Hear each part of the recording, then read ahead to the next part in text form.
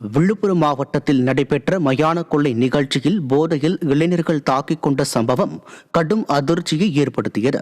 விழுப்புரம் வழுதரெட்டி பகுதியில் உள்ள அங்காளம்மன் கோயிலில் மயான கொள்ளை நிகழ்ச்சி நடைபெற்றது. அப்போது மது மற்றும் கஞ்சா போதையில் சில இளைஞர்கள் உருட்டுக்கட்டை, இரும்பு கம்பி உள்ளிட்ட ஆயுதங்களால் ஒருவரை ஒருவர் தாக்கிக் கொண்டனர். இதில் இருவரின் தலையில் பலத்த காயம் ஏற்பட்டது.